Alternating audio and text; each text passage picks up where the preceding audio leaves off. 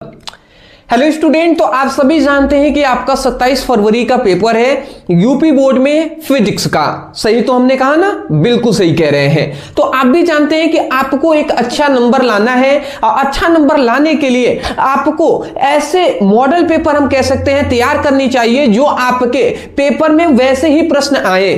ठीक है ना? उसी प्रकार उसी टाइप से आपके प्रश्न पूछे जाएं, वो हम आज के इस वीडियो में बताने वाला हूं। मैं आपको बता दूं कि मैं ये नहीं कहूंगा कि 100% फिक्स यही मतलब आएगा आप में। ठीक है ना? ये मैं नहीं कह रहा हूं। ठीक है ना? हाँ, मैं ये जरूर कह रहा हूं कि इसमें से आपको लगभग 30-40% तो आराम से मिल ही जाएंगे। 30 से 40% मिल जाएंगे और जो एग्जाम में पूछने का जो पैटर्न होता है वो यही रहेगा। अभी मैं बता दूं, आपको नहीं पता होगा आप सभी स्टूडेंटों का, बहुत सारे ऐसे टीचर हैं जो मतलब बड़े बड़े टीचर हैं। बड़े टीचरों का मतलब क्या है? उनको फॉलो करने वाले स्टूडेंट बहुत ही ज्यादा है। मतलब 5 लाख 7 लाख 10-10 लाख वाले जो YouTube चैनल हैं उन सभी पर क्या आया है अभी यूपी बोर्ड माध्यम से, मतलब कुछ हम ऐसा सुने हुए हैं। ठीक है, अभी टीचरों का भी कुछ फोन आया था, बहुत सारे बड़े बड़े टीचर भी हैं, तो कभी कभी मुझे भी याद कर लेते हैं, तो अच्छा लगा वो याद किए और बता रहे थे कि सर ऐसी ऐसी प्रॉब्लम है, बहुत सारे टीचरों का मिला हुआ है, ऐसे नोटिस आया हुआ है। वो लोग कहते थे कि जिंदा जला देगा ना, अगर पेपर में नहीं आया तो जिंदा जला देना। तो ऐसे आता था कि 100% यही पेपर में आएगा, यही पेपर आएगा, पेपर को हैक करके लेकर आए हैं। तो इस तरीके से वो कहते थे। ठीक है, तो उनको नोटिस दे दिया गया खुद यूपी बोर्ड की तरफ से। तो मैं यही कहना चाहता हूं कि ऐसा कंटेंट जो प्रोवाइड कर रहे हैं उन पे क्यों मतलब आप लोग विश्वास कर रहे हैं? क्यों? आपको खुद समझना चाहिए, खुद सोचना चाहिए कि क्या मतलब कोई पेपर लीक करेगा जी, लीक करके या कोई देख लेंगे तो बहुत दिक्कत नहीं हो जाएगी उनके साथ। ठीक है, तो ऐसे बकवास वीडियो आप क्यों देखते हैं? आप जेन्युइन देखिए, ईमानदारी से पढ़ाई कीजिए। बट मैं ये भी कहूंगा कि आज के इस वीडियो में जितने हमारे स्टूडेंट देख रहे हैं उसमें से लगभग मैं कह सकता हूं 70% ऐसे होंगे जो केवल मतलब अभी एग्जाम से 15 दिन पहले जुड़े हुए हैं, महीना दिन पहले से वो पढ़ाई बस करना थोड़ा बहुत शुरू किए हैं। तो वो तो ऐसे ही वीडियो देखेंगे ना। जेन्युइन वीडियो जो हमने 2.5 घंटे 3-3 घंटे की वीडियो अभी आज सुबह में डाला है उसको तो कोई रिस्पॉन्स नहीं देंगे। तो गलती नहीं कहते हैं, लोग कहते हैं कि सरकार गलत चुन लिया गया या ऐसे वैसे। अरे भैया, इंसान ही वैसे हैं। अगर हम लोग सही हो जाएं तो क्या ही, लोकतंत्र में यही तो है।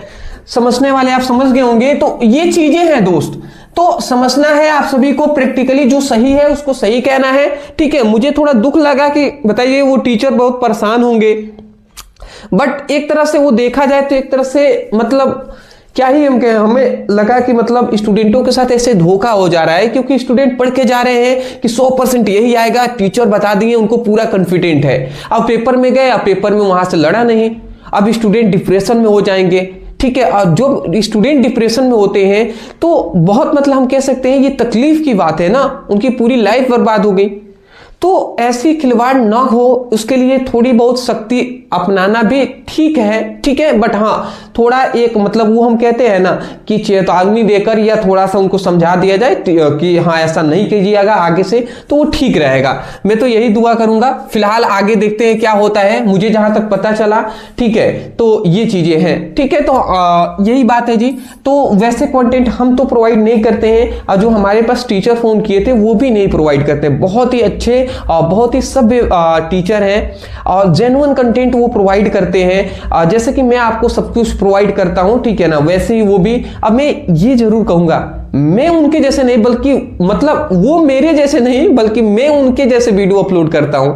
ठीक है, क्योंकि ये कहना गलत होगा कि वो मेरे जैसे अपलोड करते हैं, ये कहना गलत होगा। गलत इसलिए होगा क्योंकि वो मतलब हमसे उम्र में भी बड़े हैं। दूसरी बात, उनकी फैन फॉलोइंग कह सकते हैं या स्टूडेंट जो उनसे जुड़े हुए हैं लाखों में जुड़े हुए हैं। ठीक है, लाखों मतलब मिलियन में जुड़े हुए हैं, मतलब 1 मिलियन से भी अधिक है। तो वो चीजें हैं दोस्त। तो ये कहना सही नहीं होगा कि वो मेरे जैसे, मैं उनके जैसे बनाना, ये ठीक कह सकते हैं आप। ये मुझे बुरी बात मतलब इसमें नहीं लगेगा। ठीक है ना? तो चलिए कोई नहीं, हम इतना जरूर कहेंगे आप इसको तैयार कर लिए। 30-40% तो एक पेपर से मिल ही जाएगा, बाकी सब आप तैयार किए हुए हैं, ये अच्छी बात है। विद्युत क्षेत्र की तीव्रता का मात्रक क्या होता है? सभी जानते हैं कि न्यूटन प्रति कूलम होता है। सिंपल सा पहला ऑप्शन सही। एक गतिशील आवेश उत्पन्न करता है। गतिशील अगर आवेश है तो वो विद्युत क्षेत्र और चुंबकीय क्षेत्र दोनों उत्पन्न करेगा। तीसरा ऑप्शन सही। पीएन संधि में विसरण धारा का मान अपवाह धारा से अधिक होता है यदि संधि, देखिए विसरण धारा का मान अपवाह धारा से अधिक होगा। धारा किस में बहता है, इनमें से कोई नहीं, ये तो छोड़ ही दीजिए। बायस में मतलब कोई धारा ही नहीं बहता। पश्च दिशिक बायस में कभी बहता है कभी नहीं बहता, और अग्र दिशिक बायस में हमेशा ही धारा बहता रहता है। तो यही वाला ऑप्शन हमारा सही रहेगा, क्योंकि इसमें कंडीशन है, इसमें हमेशा धारा बहती रहती है। अब अग्र दिशिक बायस ये नहीं पता है तो मैं ये कहूंगा पीएन संधि डायोड के लिए अग्र दिशिक बायस तैयार कर लीजिएगा, एक इंपॉर्टेंट टॉपिक है। या अग्र दिशिक ना कहकर अग्र अभिनत कह देता है और पश्च अभिनत कह देता है, तो ये बातें आप याद रखेंगे। अगला आता है विद्युत फ्लक्स का मात्रक क्या होता है, तो याद रखेंगे विद्युत फ्लक्स का मात्रक न्यूटन मीटर स्क्वायर प्रति कूलाम होता है। चुंबकीय क्षेत्र की तीव्रता कौन सी राशि होती है, तो ये आपको बता दूं मैं कि चुंबकीय क्षेत्र की तीव्रता आई थिंक सदिश राशि होता है, ठीक है। मिला लीजिएगा, सदिश राशि मुझे कंफर्म अभी याद नहीं आ रहा है, मुझे लगता है सदिश राशि ही होगा, ठीक है ना। आप एक बार चेक कर लीजिएगा, हो सकता है मैं गलत हूं, तो इसको थोड़ा सा मिला लीजिएगा। अगला आता है चांदी का परावैद्युतांक कितना होता है, तो चांदी का परावैद्युतांक अनंत होता है। ये बात हम बेसिक चीजें ये जानते हुए हैं, अनंत होता है, ठीक है ना, बात सही बात है। और ये पांचों हम ऑब्जेक्टिव क्वेश्चन इसलिए प्रोवाइड किए हैं क्योंकि ये बहुत बार ये पूछे गए, बहुत बार, इसलिए हम ये प्रोवाइड आपको कर दिए हैं, अंतिम समय में ये हम प्रोवाइड कर दिए, ठीक है ना। अगला आता है कि 1 माइक्रो कूलाम के 2 बराबर और विपरीत प्रकार के आवेश को 2 मिलीमीटर में रखा गया है, तो वैद्युत द्विध्रुव आघूर्ण ज्ञात कीजिए।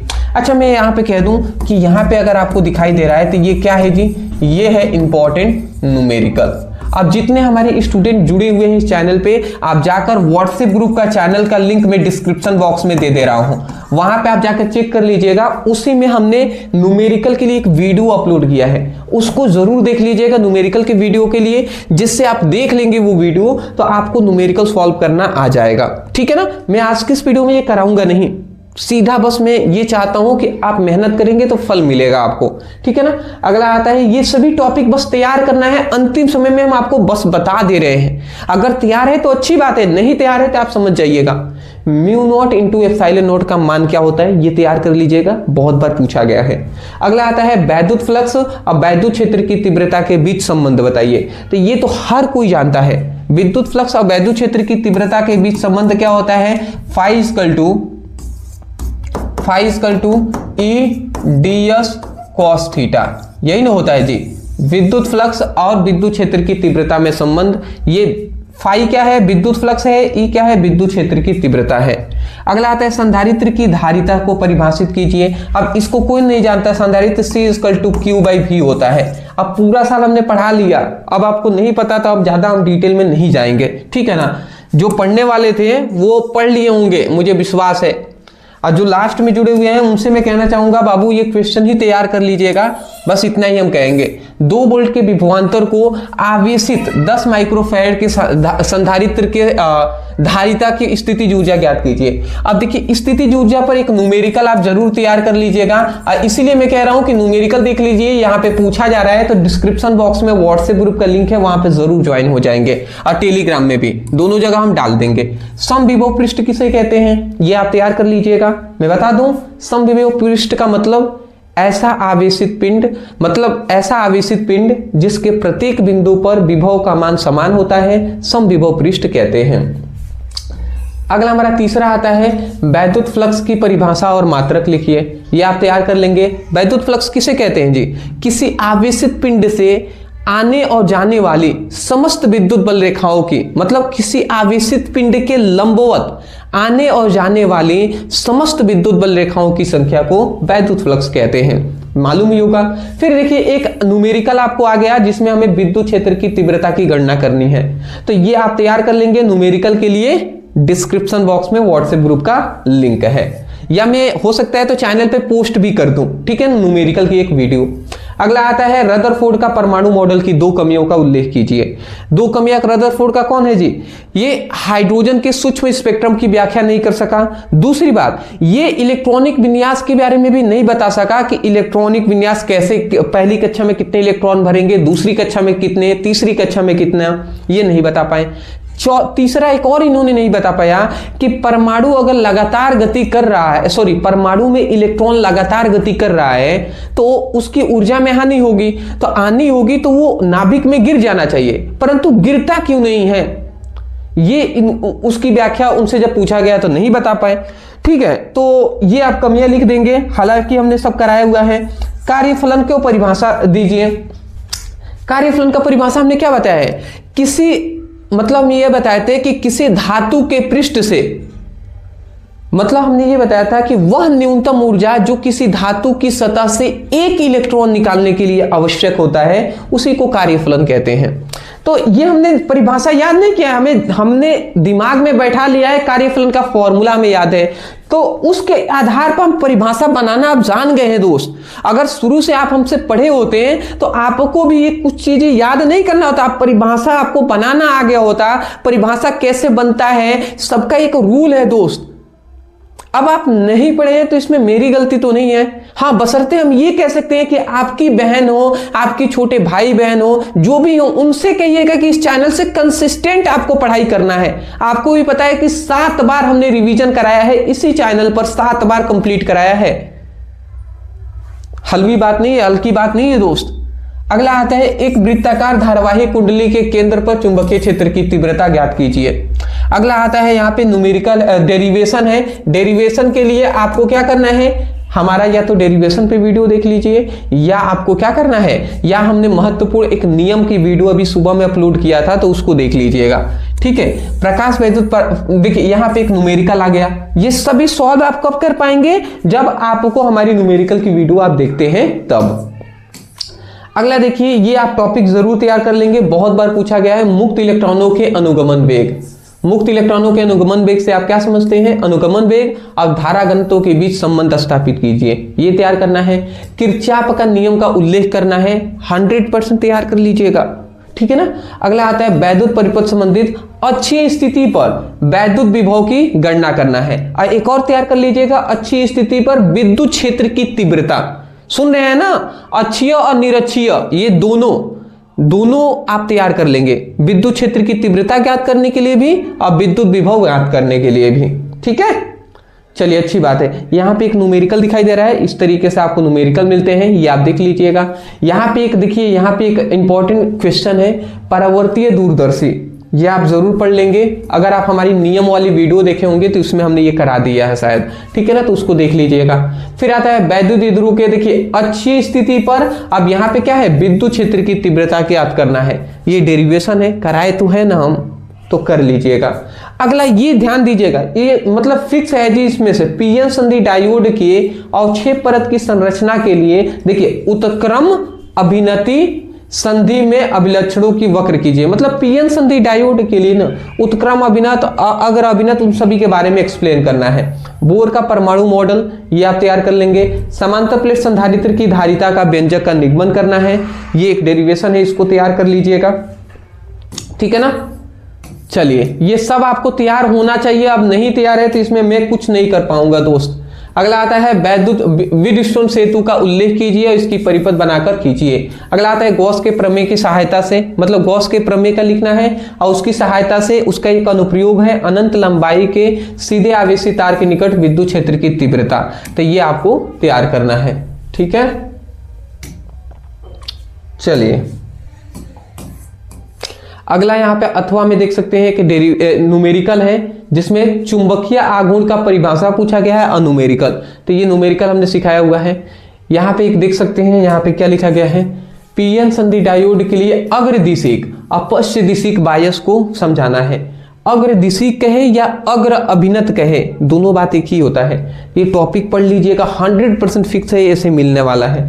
अगला आता है हाइगेंस के द्वितीयक तरंगिकाओं के सिद्धांत द्वारा, ये देखिए हाइगेंस के द्वितीयक तरंगिकाओं का सिद्धांत लिखने को नहीं कहा, इस सिद्धांत द्वारा आपको कह रहा है कि परावर्तन की व्याख्या कीजिए।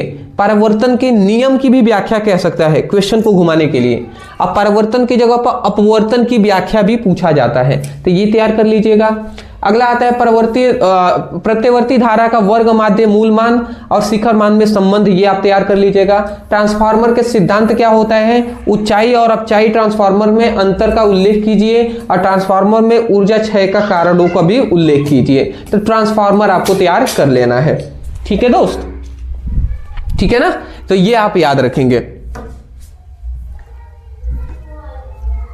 ठीक है। चलिए दोस्त, तो मैं आपको क्या समझाना चाहता था, देखिए भले ही मैं जानता हूं कि इस वीडियो को हो सकता है कि बहुत कम स्टूडेंट देखेंगे, क्योंकि मैंने पहले ही कह दिया कि बाबू यहां से क्वेश्चन जो है 30-40% ही लड़ेंगे, ठीक है, क्योंकि 7 सेट बनते हैं आपके यूपी बोर्ड में और 7 सेट अगर यहीं से सब लड़ जाएगा तो ये पॉसिबल है नहीं है। तो बट हाँ, मैं ये भी जानता हूँ कि जो जेन्युइन बात करते हैं ना, उनकी वीडियो मतलब मुश्किल से ही चलता है। जैसे कि मैं अगर सही बता दूं कि बाबू इतना ही आएगा तो कोई ज़्यादा स्टूडेंट देखेंगे नहीं, तो इस बात का दुख होता है। बट हाँ, मेरा यही मानना है कि मैं अच्छा ही कंटेंट प्रोवाइड करने का प्रयास करता हूं और आगे भी करता रहूंगा। मुझे पूरा विश्वास है कि आपका सपोर्ट आगे और भी अच्छे तरीके से हमें मिलेगा।